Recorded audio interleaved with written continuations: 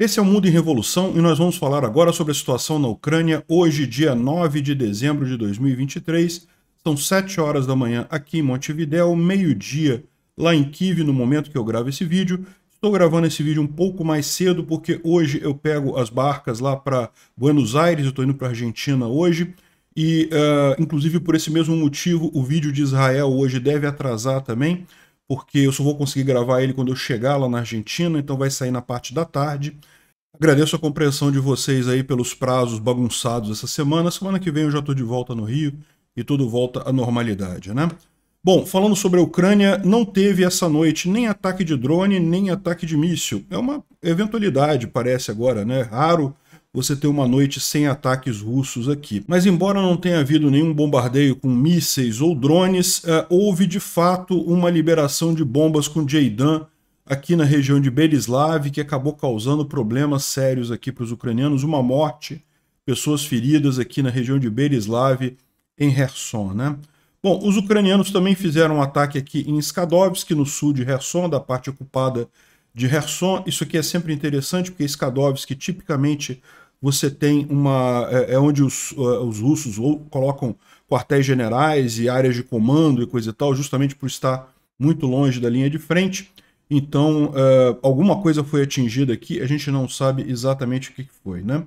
A notícia interessante que a gente tem é aqui de Krink, na linha de frente, em que os russos tentaram fazer uma grande operação aqui para tirar os ucranianos daqui de ontem para hoje, prepararam um monte de tanques para entrar em Krink pelo norte e pelo sul, ou seja, entrando dos dois lados em Krink para cortar os ucranianos que estão aqui na floresta, e acabaram se dando muito mal, os tanques foram todos destruídos pelos ucranianos. Nós vamos falar sobre isso e também vamos falar sobre Avdiivka, que é outro ponto que está bastante sensível. Os russos tentaram mais avanços hoje, conseguiram um pequeno avanço aqui nessa região aqui, próximo dessa represa, onde tem uma área de tratamento de resíduos aqui, mas nada significativo no final das contas, e eles estão jogando suas últimas reservas nesse ataque. Vamos ver o que vai acontecer depois, né? Os russos descobriram que a munição da Coreia do Norte é uma porcaria, totalmente mal feita, totalmente irregular.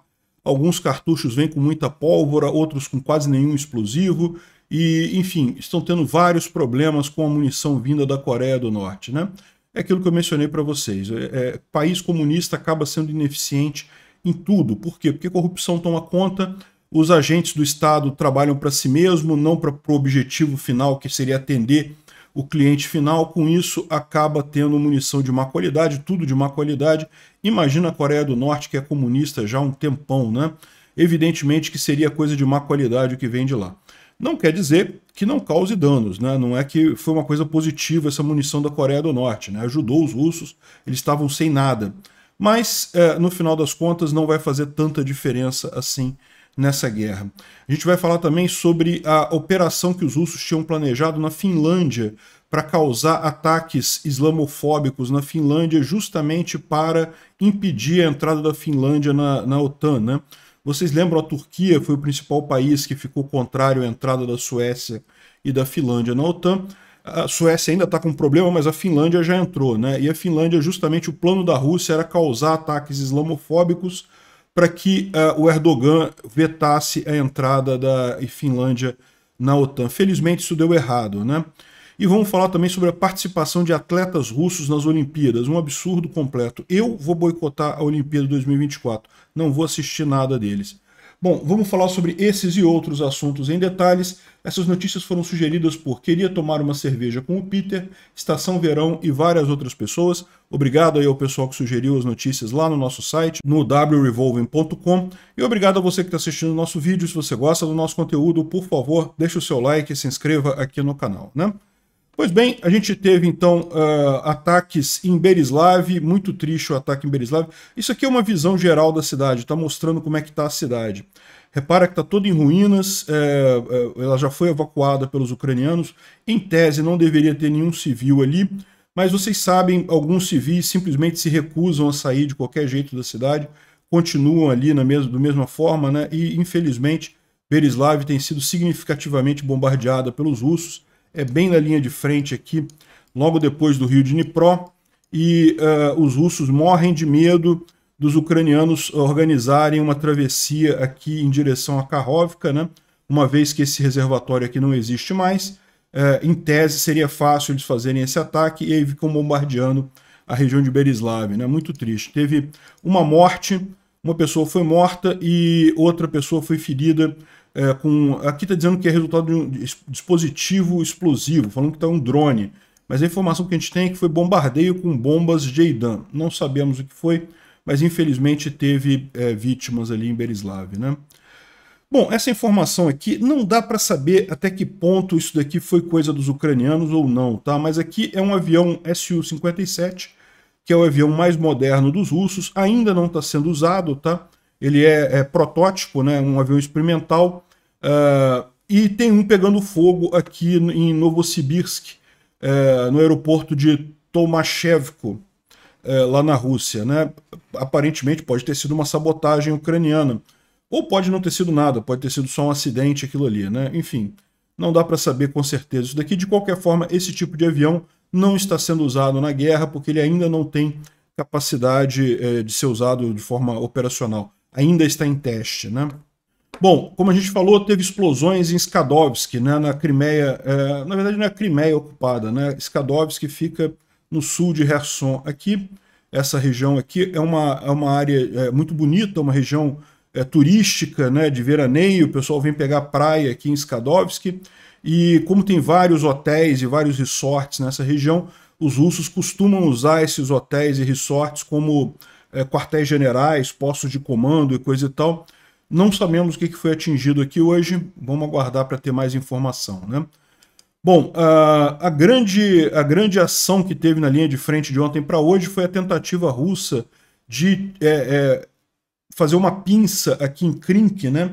Esse desenho aqui é do canal Reporting from Ukraine. Vocês conhecem, eu já recomendo sempre o canal Reporting from Ukraine aqui, é muito bom realmente. E ele está mostrando aqui que os russos tentaram fazer essa pinça aqui, né? Os ucranianos já estão na floresta aqui, já estão chegando perto da estrada aqui. Isso já está incomodando bastante os russos, porque a logística já está prejudicada nessa região. Qual que foi a ideia dos russos? Pegar tanques e ir pela parte oeste e pela parte leste, aqui seguindo a cidade, né, na longitudinal, e isolar os ucranianos que estão aqui na floresta, né? E aí cercariam esses ucranianos e eles seriam forçados a retrair, a sair, e aí até os russos poderiam usar as trincheiras que foram cavadas pelos ucranianos aqui, para eles sim usarem isso como posição defensiva dos russos, né?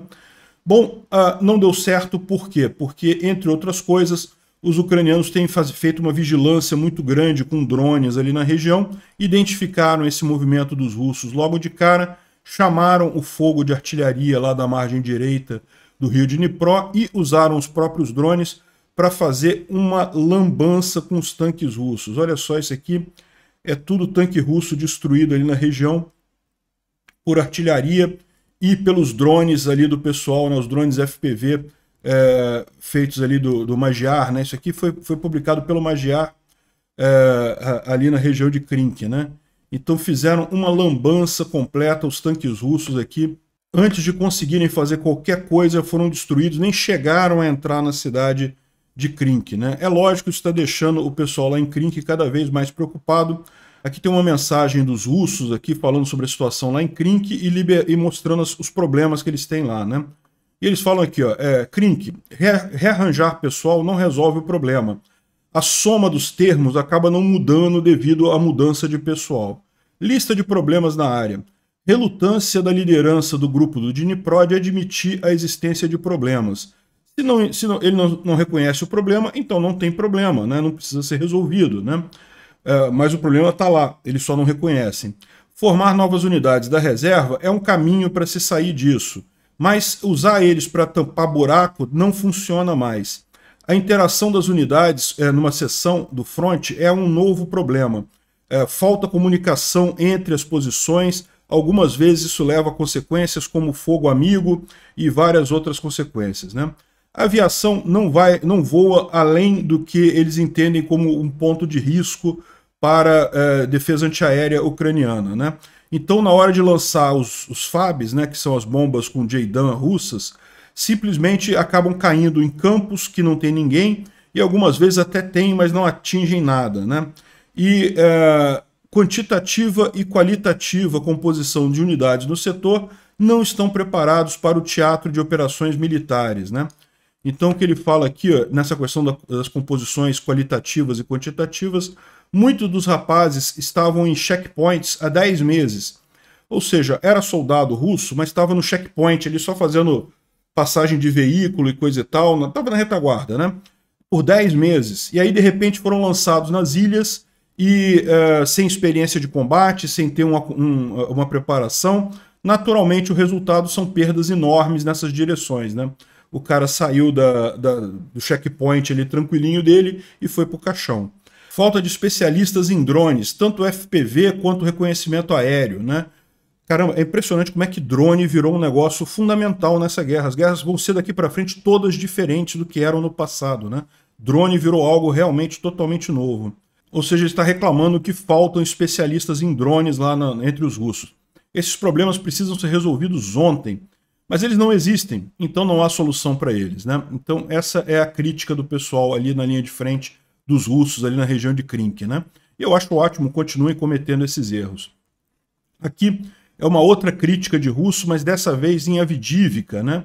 A região de Avdivka teve mais uma tentativa de avanço russo de ontem para hoje, e aqui o cara está descrevendo um caso em que o comandante do grupamento acabou morrendo, olha só.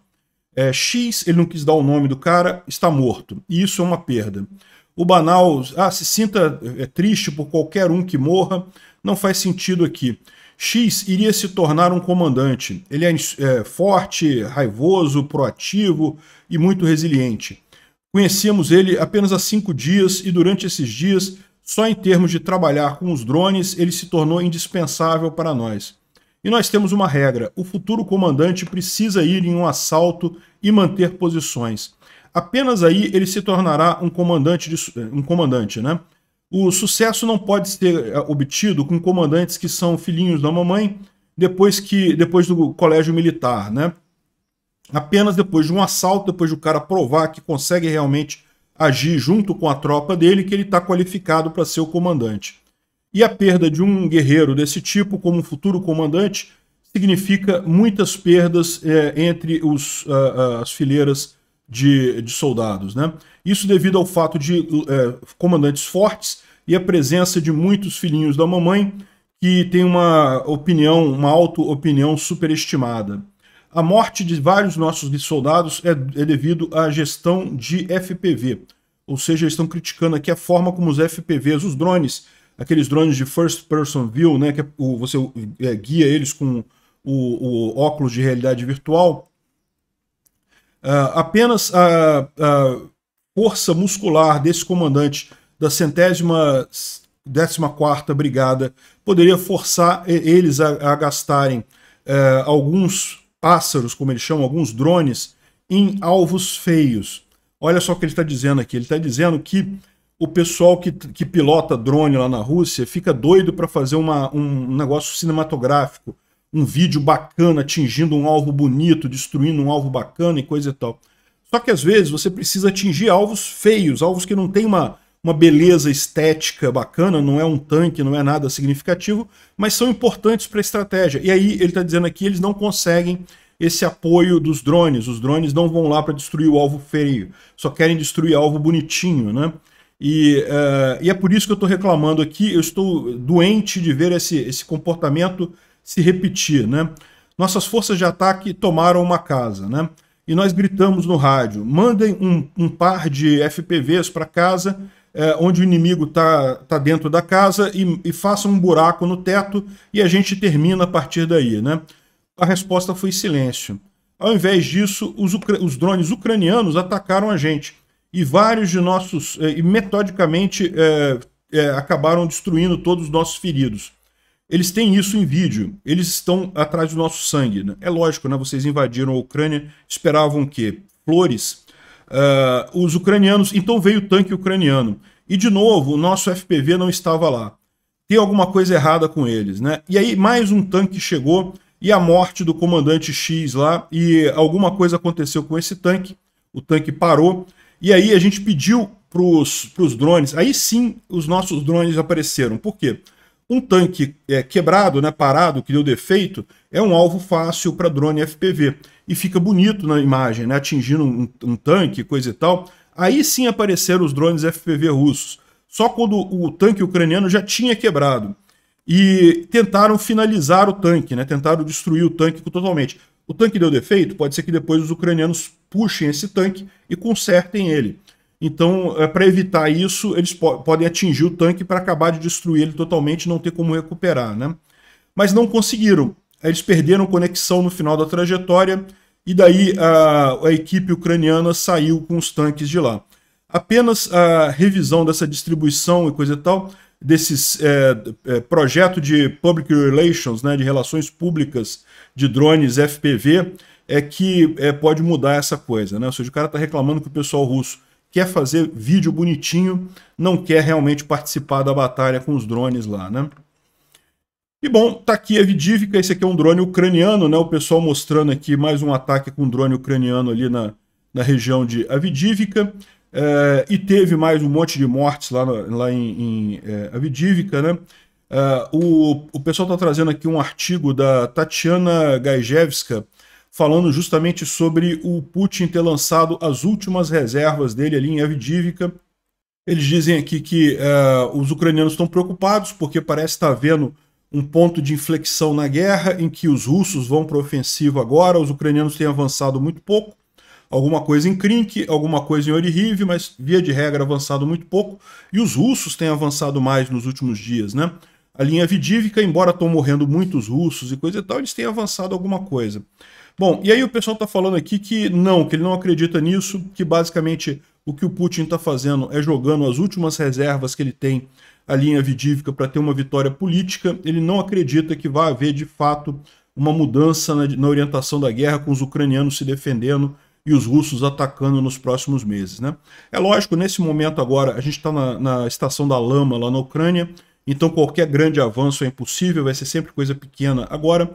Mas mesmo depois que vier o inverno e mais adiante na primavera seguinte, não acredita nisso, né? Ou seja, a Ucrânia vai continuar na ofensiva por lá.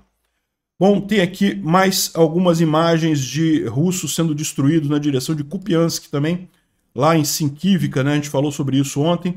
Mais uma vez, os russos disseram que tomaram Sinkivka, mas não tomaram Sinkivka. Vamos ver aqui na linha de frente os mapas do Poulet-Volant. Aqui em Avdiivka, tá vendo? Os russos tomaram um pequeno pedacinho aqui, próximo da planta de tratamento de resíduos aqui. Ó. É a única mudança que tem aqui. É lógico, né? É sempre ruim quando os russos avançam, mas é uma coisa muito pequena, não faz nenhuma grande diferença do ponto de vista tático, né? E aqui a gente está falando sobre Klishivka, isso aqui é mais preocupante. Os russos conseguiram tirar os ucranianos de posições bem defendidas que eles tinham aqui, em algumas trincheiras no norte de Klishivka, né? Aqui, ó, nessa região aqui, tá vendo? Essa área toda aqui, os russos não avançaram, tá? O que eles conseguiram aqui foi aumentar a área cinza que tem aqui, ou seja, os ucranianos precisaram recuar. E por que isso é preocupante? Isso é preocupante porque são nessas florestas aqui, ó, que estão nessa região aqui, ó, é aqui, deixa eu tirar minha cabeça daqui. Esse pedaço de floresta aqui, ó, é aqui que estão as melhores trincheiras para a defesa de Klishivka, né? E se de fato os russos conseguirem avançar aqui e tomarem essas trincheiras dos ucranianos, por enquanto está zona cinza, tá? Ninguém está dominando ali, certamente os ucranianos vão tentar retomar. Mas se os russos conseguirem avançar aqui, isso pode significar um problema sério para a defesa de Klishivka aqui no sul de Bakhmut, né? Quem controla essas trincheiras aqui no norte de Klishivka, controla Klishivka no final das contas.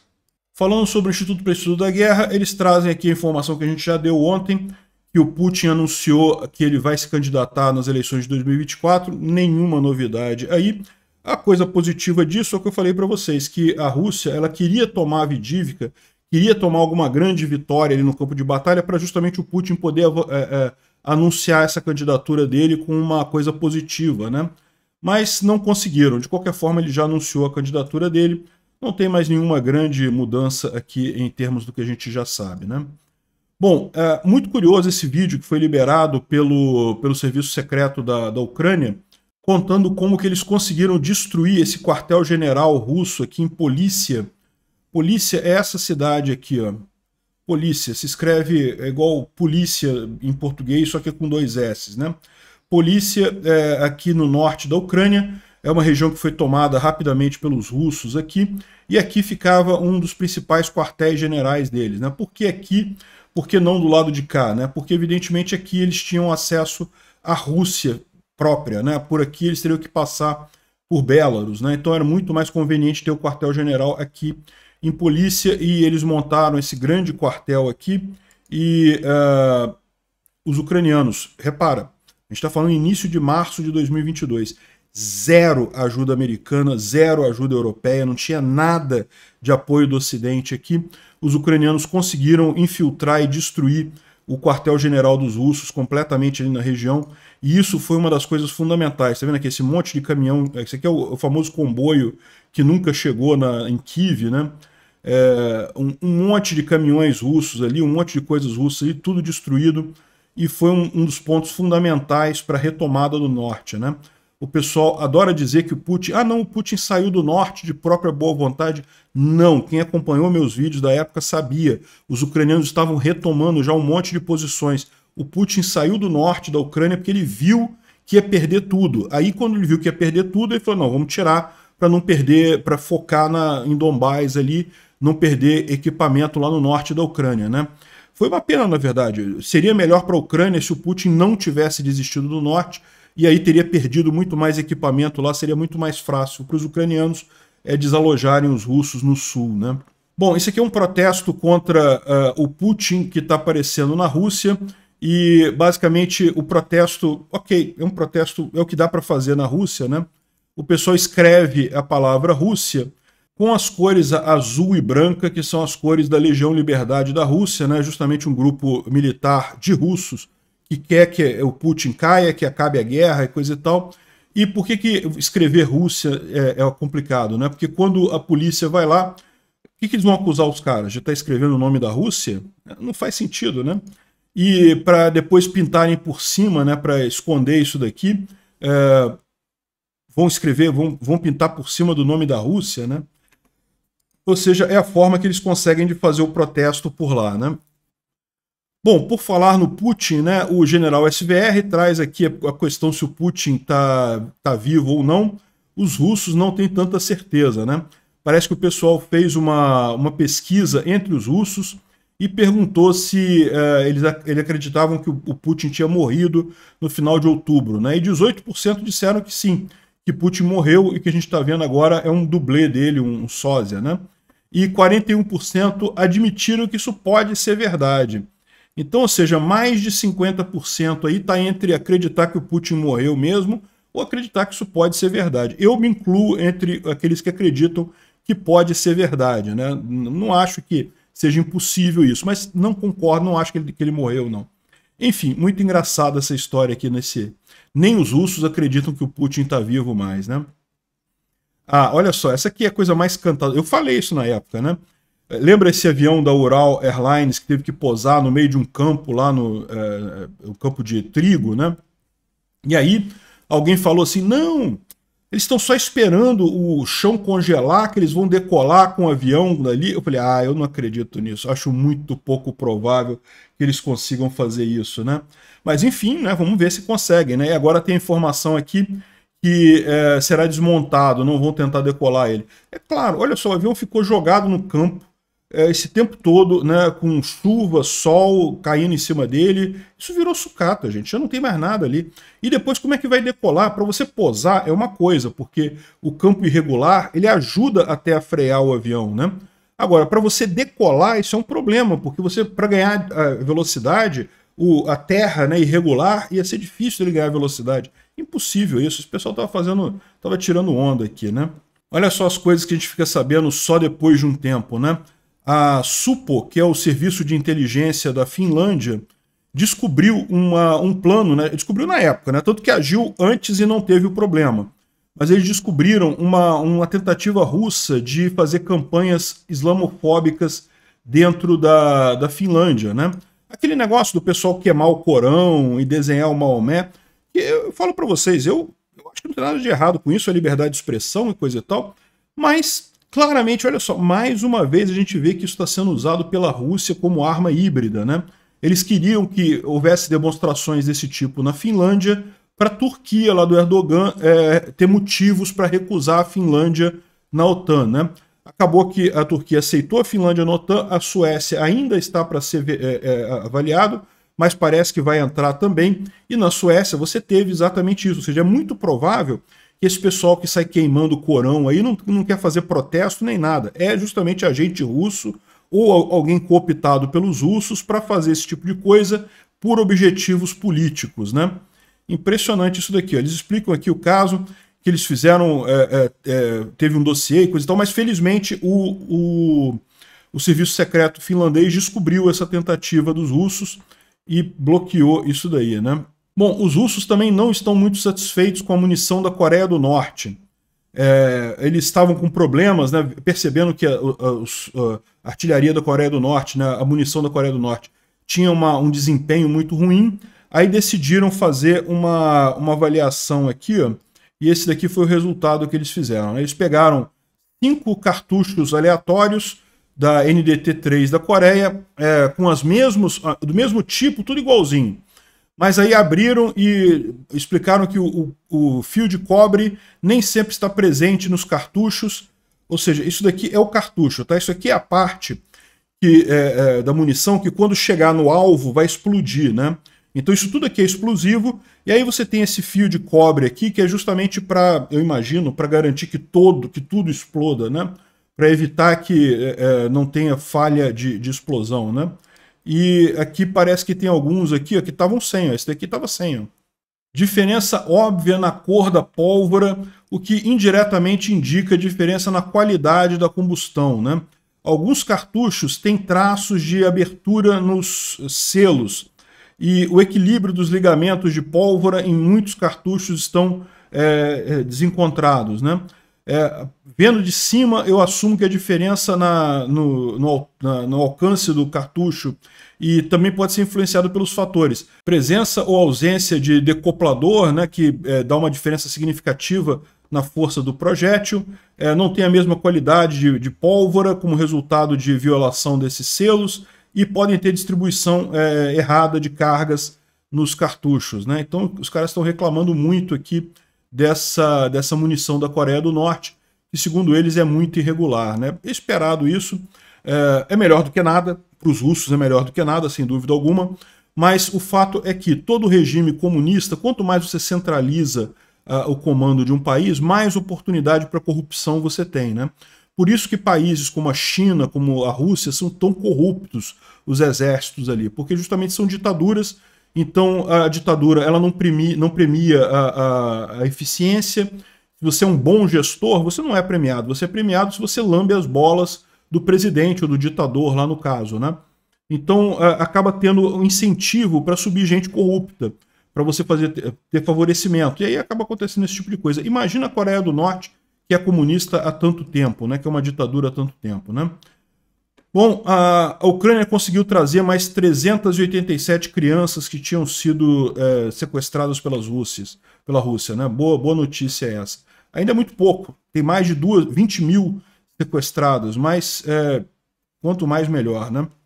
O parlamento da Bulgária derrubou o veto do presidente para o fornecimento de 100 blindados para a Ucrânia, né?